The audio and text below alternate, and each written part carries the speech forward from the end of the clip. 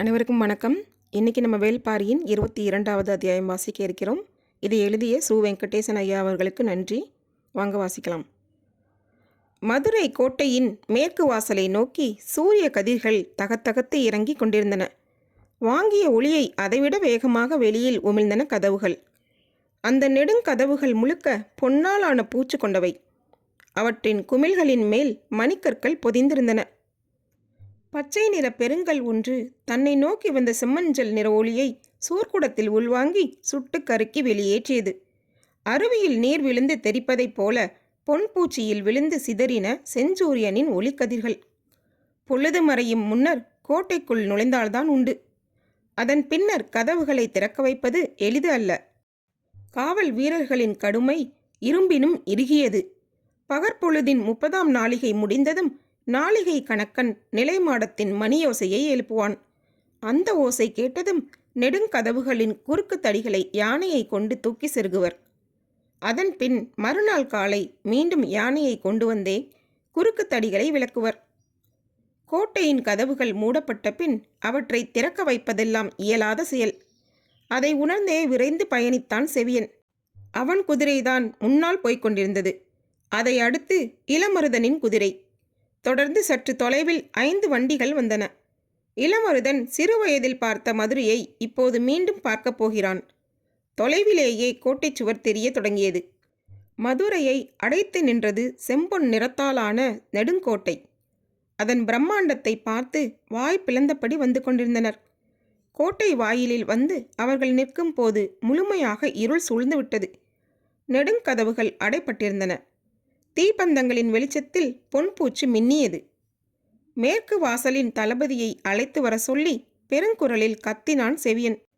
கோட்டை வாயிலின் மேல் மாடத்தில் நின்றிருந்த காவலர்கள் வியந்து பார்த்தனர். வருகிறவர்கள் கோட்டை கதவுகளை திறக்க சொல்லி முறையிடுவார்கள். ஆனால் இவனோ தளபதியை அழைத்து வர சொல்லி ஆணை பிறப்பிக்கிறான். வந்திருப்பவன் மதுரையின் நிர்வாகத்தை நன்கு அறிந்துள்ளான் என்பதை அவனது குரலே சொல்கிறது.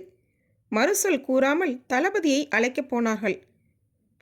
இளமருதன் கண்ணிமைக்காமல் பார்த்து கொண்டிருந்தான். யானையின் மீது வீரன் அமர்ந்து கொடியை தாழ்த்தாமல் உள்நுழையக்கூடிய அளவு உயரம் கொண்ட கோட்டை வாயில். காற்று புகாவண்ணம் அடைப்பட்டிருக்கும் அந்த நெடுங்கதவுகளின் பொன்பூச்சில்தான் எவ்வளவு வேலைப்பாடுகள்! குமிழ்களின் மேல் கால் பதித்து மயில் ஒன்று நிற்கிறது. அதன் தோகை ஒரு பாதி விரிந்திருக்க இடப்புறமாக திரும்பி வாயிலில் நிற்பவர்களை பார்த்து கொண்டிருக்கிறது மயில்.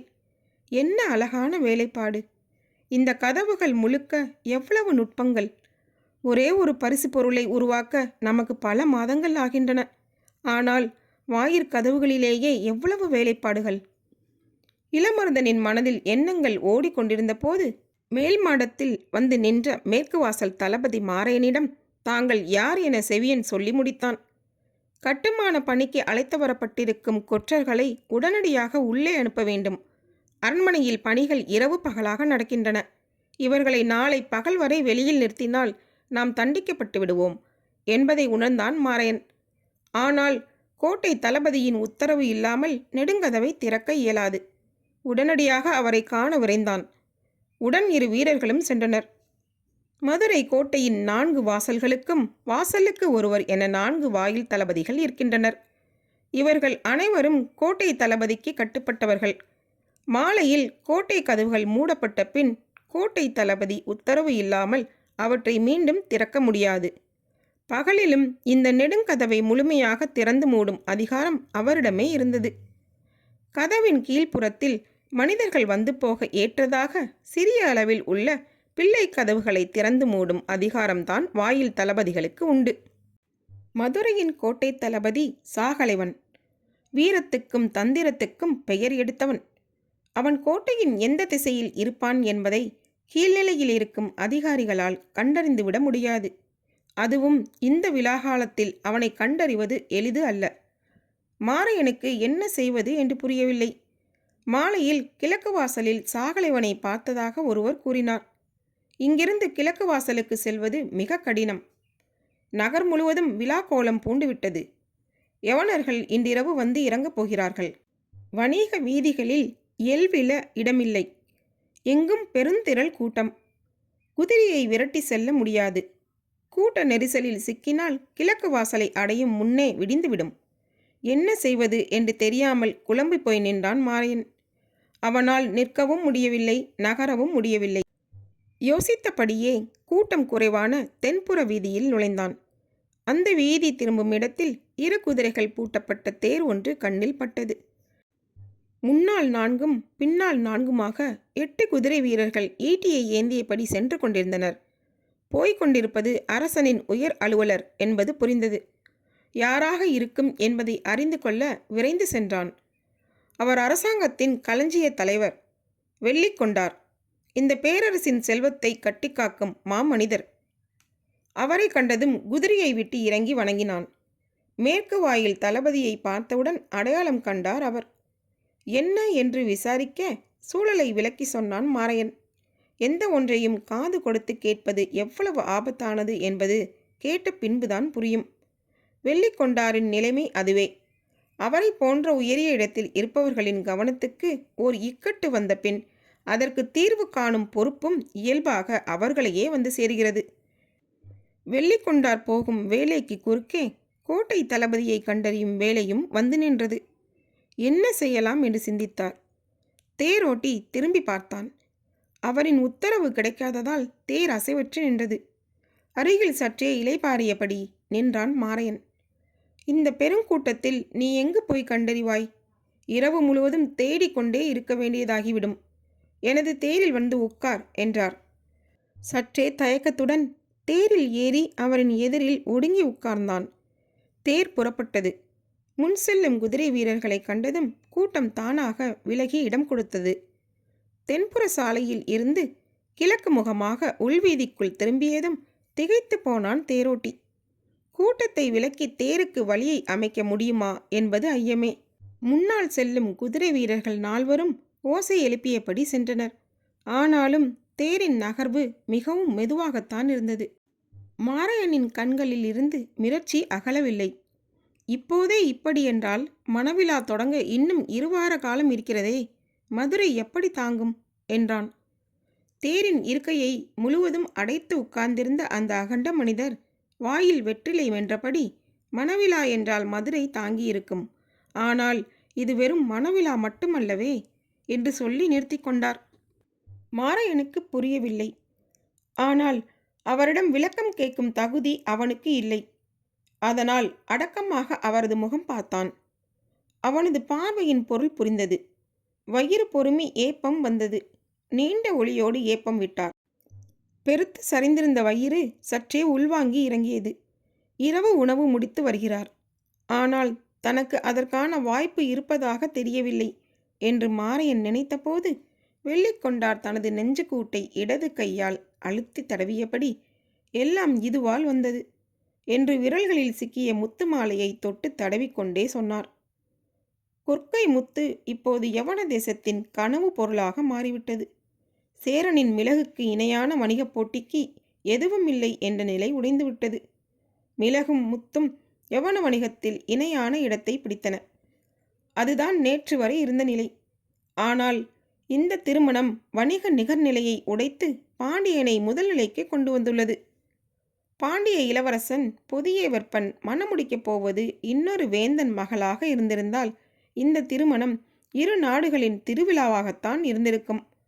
ஆனால் இன்று அப்படியல்ல. இந்த புவியின் பெருவிழாவாக இது மாறிப்போனது. கடலையும் காற்றையும் அறிந்து இந்த புவியெங்கும் வணிகம் செய்து கொண்டிருப்பவர்கள் 120 வணிகர்கள்.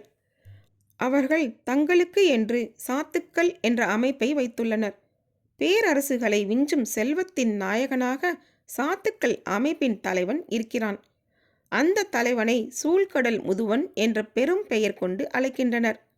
அந்த சூழ்கடல் முதுவனின் மகள்தான் மதுரையின் இளவரசனை மணக்கப் போகிறவள். அவளின் பெயர் பொற்சுவை. ஓய்வறியா அலைக்கடலின் பாய்மரங்கள் வைகை கரை நோக்கியே வலசை வந்து கொண்டிருக்கின்றன. கடற்பரப்பு எங்கும் மிதந்து கிடக்கும் நாவாய்கள் இப்போது கொற்கை துறையில் நங்கூரம் இறக்கிவிட்டன. இப்படி ஒரு தகுதி இந்த மண்ணில் இதுவரை எந்த பேரரசுக்கும் கிடைக்கவில்லை. இந்த திருமணம் பாண்டிய பேரரசு கடல் வணிகத்தில் முதல் நிலையை பெற்றதை பறைசாற்றும் அரசியல் நிகழ்வு. இதனால் இந்த பேரரசு காணப்போவதோ கரை புரளும் செல்வ செழிப்பு. தன் 2 மகன்களையும் கடற்புயலில் இழந்தவன் சூழ்கடல் முதுவன். அவனின் ஒரே மகள் பொற்சுவை இப்போது மதுரைக்கு மணமகளாக வரப்போகிறாள். உலகெங்கும் இருந்து வணிகத்தால் நிரப்பப்பட்ட பெரும் செல்வம் நெடும்படி தாண்டி பாண்டியனின் கருவூலம் வந்து சேர உள்ளது. பொற்சக்கரங்கள் பூட்டப்பட்ட சாத்துக்களின் வண்டிகள் மதுரையின் பெருந்தேர் சாலைகளில் தடம் பதிக்க இருக்கின்றன. பொற்குவியலில் திணறப்போகிறது இந்த மாமதுரை. யவனம் முதல் சாவகம் வரை கண்டறியப்பட்ட அதிசிறந்த கலைப்படைப்புகள் இந்த நகரின் நெடுவீதி எங்கும் நின்று மிளிரப் போகின்றன. வணிக சாதுக்களின் வரைவில்லா செல்வத்தை விட இந்த பேரரசே செழிப்பு மிக்கது என்பதை காட்ட வேண்டிய தேவை நம் பேரரசுக்கு ஏற்பட்டுள்ளது. எனவே அரசாங்க கருவூலத்தில் குவிந்து கிடக்கும் செல்வம் எல்லாம் மதுரையின் வீதிகளில் அள்ளி வீசப்பட உள்ளன. இந்த இருவரும் இணையும் இந்த வேலையை மிகுந்த கவனத்தோடு பயன்படுத்த களமிறங்கிவிட்டனர் யவனர்கள்.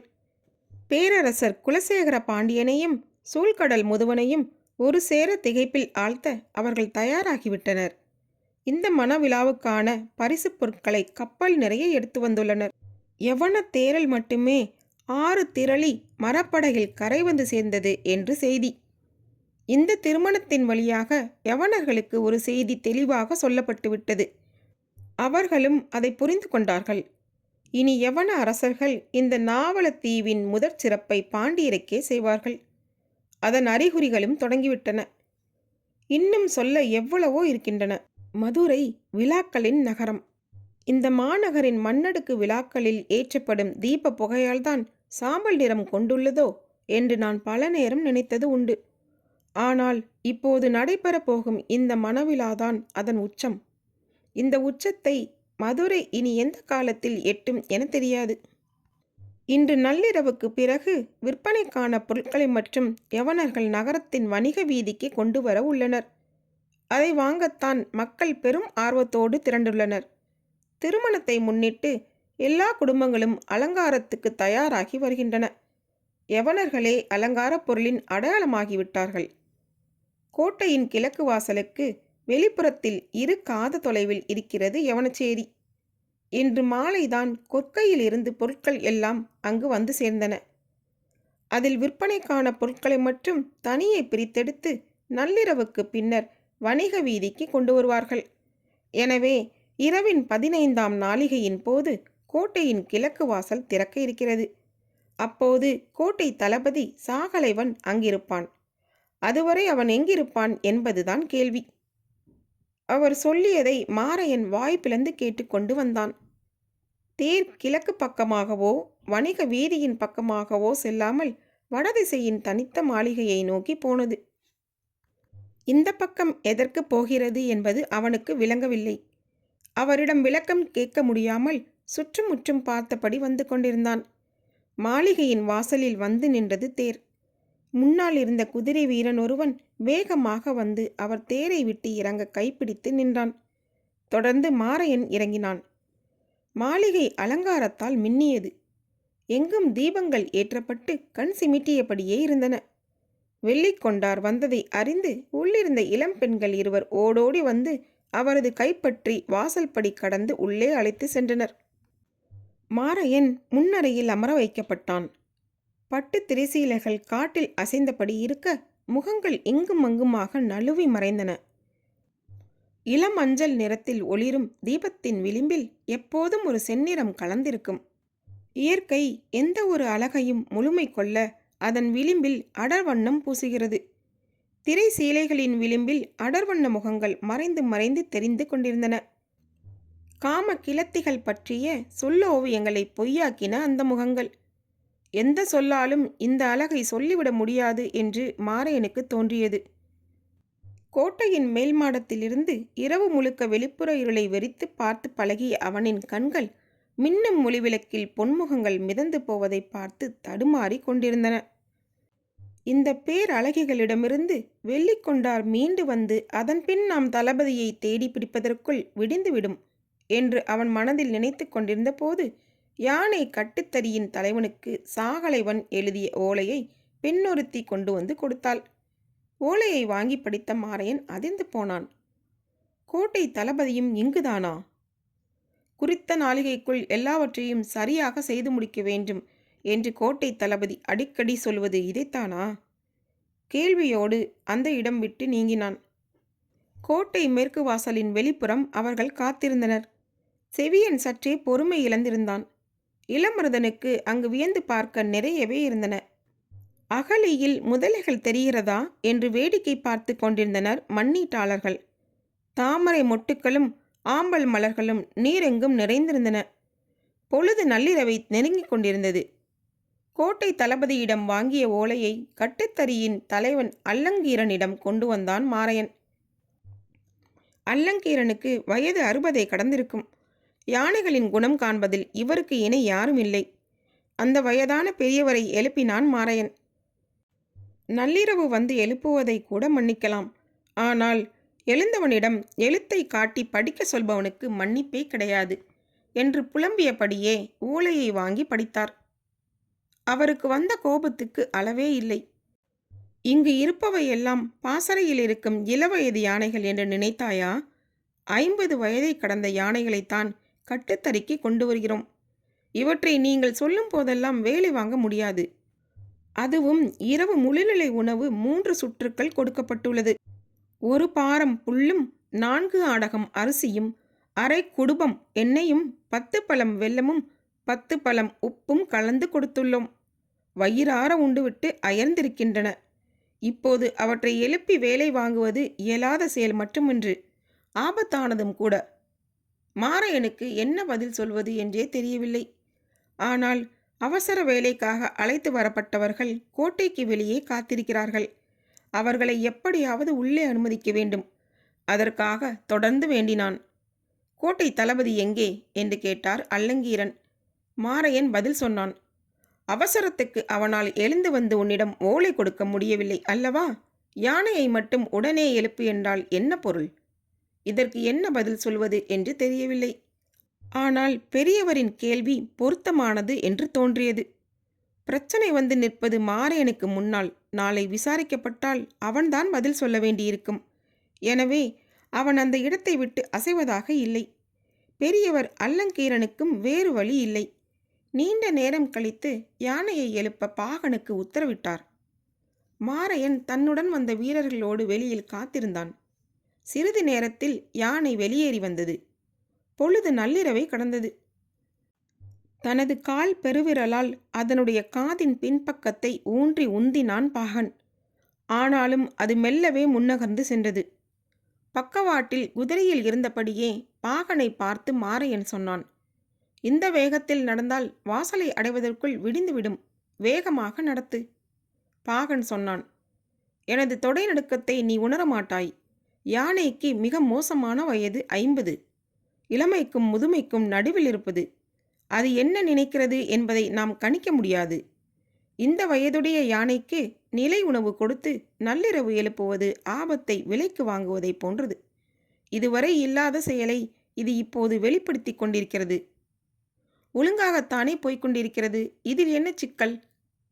எழுப்பியதிலிருந்து துதிக்கையை தந்தத்தில் சுற்றியபடியே வருவதை பார்த்தீரா? தந்தத்தில் அது கொடுக்கும் அழுத்தத்தை எனது அடித்தொடையில் உணர முடிகிறது. மாரையன் சற்றே அதிர்ந்து பார்த்தான். எனக்கு சொல்லப்பட்ட உத்தரவை நான் நிறைவேற்றி கொண்டிருக்கிறேன். ஆனால் எனது உத்தரவை யானை எந்த கணமும் மறுக்கலாம். மாரையன் குதிரையை வேகப்படுத்தி முன்னால் நகர்ந்தான். நள்ளிரவின் மணியோசையை நாளிகை கணக்கன் எழுப்பினான். கோட்டையின் கிழக்கு வாயிலில் முரசுகள் முழங்கத் தொடங்கின. வணிக வீதியில் மக்களின் ஆரவாரம் எங்கும் எதிரொலித்தது. யானை கோட்டையின் மேற்கு வாசல் குறுக்கு கட்டையை தூக்கி எடுத்தது. அப்படியே வலதுபுறம் திரும்புவதற்காக இடது பாத முனையால் இடப்பாக காதின் அடியை மெல்ல தட்டினான் பாகன். அது அசைந்து திரும்பியது. மாரையன் மகிழ்ச்சியோடு கதவை திறக்க உத்தரவிட்டான். வீரர்கள் நெடுங்கதவை இழுத்து திறந்தனர். இளமருதன் குதிரையை விட்டு இறங்கி தனது ஆலாவை பிடித்தபடி மதுரைக்குள் நுழைந்தான். வண்டிகள் 5ம் ஒவ்வொன்றாக உள்நுழைந்தன. கடைசி வண்டியில் உட்கார்ந்திருப்பவர்களுக்கிடையில் மர சட்டகத்தால் ஆன கூண்டு ஒன்று இருப்பதை பார்த்த காவல் வீரனொருவன் கேட்டான். என்ன அது? தெய்வ வாக்கு விலங்கு என்றான் ஒருவன். இன்னொருவன் தேவாக்கு விலங்கு என்றான். காவல் வீரனுக்கு அவன் சொல்வது புரியவில்லை. என்ன பெயர் சொல்கிறீர்கள் என்று மீண்டும் கேட்டான். தேவாங்கு என்றான் இன்னொருவன். கோட்டைக்குள் நுழைந்ததும் அவை இரண்டும் மிரண்டு பார்த்து கண்களை உருட்டின. எல்லோரும் உள்நுழைந்த உற்சாகத்தில் இருந்தனர். மாரையன் பெருமூச்சு விட்டான். பாகனுக்கு உள்நடுக்கம் பல மடங்கு அதிகமானது. குறுக்கு கட்டையை தூக்கிய பின் அது அமைதியாக நடந்து கொண்டே இருந்தது. அவனது கால்கள் இரு காதுகளுக்கு அடியில் அனைத்து உத்தரவுகளையும் கொடுத்து விட்டன. அது எதையும் பொருட்படுத்தாமல் சென்று கொண்டே இருந்தது. அந்த பெரும் குறுக்குத்தடி அதன் தந்தங்களின் மேல் வாகாக உட்கார்ந்திருந்தது. துதிக்கையை வலப்புறமும் இடப்புறமும் முழுமையாக வீசி நடந்தது. பாகன் நடுங்கினான்.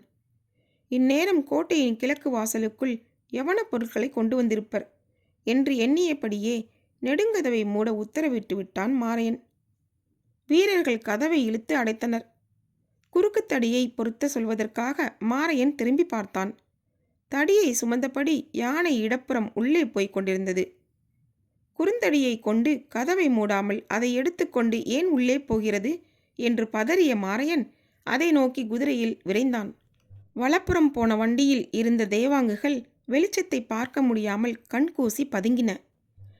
கிழக்கு வாசலின் வழியே பெரும் உற்சாகத்தோடு யவன வண்டிகள் உள்நுழைந்தன. தனது உத்தரவை மறுக்கும் யானை என்ன செய்யப் போகிறது என தெரியாமல் பாகன் பதப்பதைத்து கொண்டிருந்த போது யானைக்கு பின்னால் இருந்து விரைந்து வந்த மாரையன் சற்றும் எதிர்பாராமல் குறுக்கிட்டான். அதிர்ந்த பாகனின் முகத்துக்கு நேரே ஓங்கிய துதிக்கை வந்து சென்றது. பரம்பின் குரல் ஒலிக்கும். இதோட இந்த அத்தியாயம் முடிகிறது. இனி வரும் அடுத்த அத்தியாயத்தில் உங்களை சந்திக்கும் வரை உங்களிடமிருந்து விடைபெறுவது தீபா. நன்றி. இந்த புத்தகம் உங்களுக்கு பிடித்திருந்தால் சப்ஸ்கிரைப் பண்ணுங்கள், ஷேர் பண்ணுங்கள், கீழே இருக்க லைக் பட்டனை கிளிக் பண்ணுங்கள். மீண்டும் பாரி வருவான். நன்றி, வணக்கம்.